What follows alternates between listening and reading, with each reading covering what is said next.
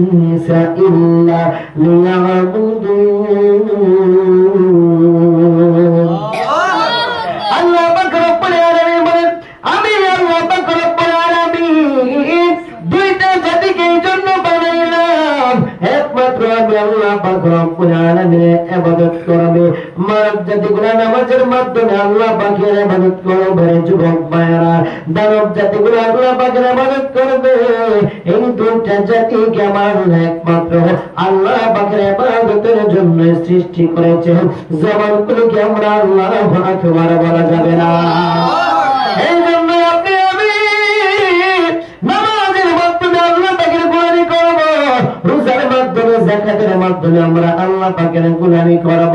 তার সাথে সাথে আমরা সবাই বেশি বেশি করে আল্লাহ পাকের জিকির করব। হাদিস শরীফের মধ্যে নবী বলেন, ও আমার সাহাবায়ে কেরামের দল, তোমরা সর্বদাই তোমাদের কলবকে তোমরা পরিষ্কার রাখার চেষ্টা করবে।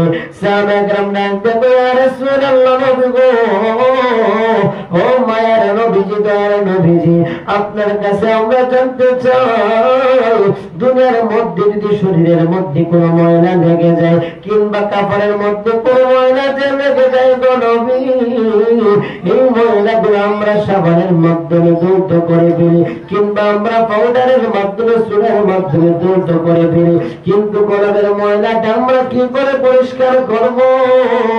এই মেডিসিনটা আপনি আমাদেরকে জানিয়ে দেন। এবার নবী হাদিস শরীফ বর্ণনা করেন, লিকুল শাইইন তিবালাতু কলবি যিকিল্লাহ। আমার আপনার নবী বলেন, আমার সাহাবায়ে কেরাম যারা বেশি বেশি আল্লাহর নামের জিকির করবে, সাহাবায়ে কেরাম আমার আল্লাহ পাক রব্বুল আলামিন জিকিরের মাধ্যমে প্রত্যেকটা মানব জাতির অন্তরকে আমার আল্লাহ পরিষ্কার করে দিবেন। জবান করে বলে আমরা আল্লাহু আকবার।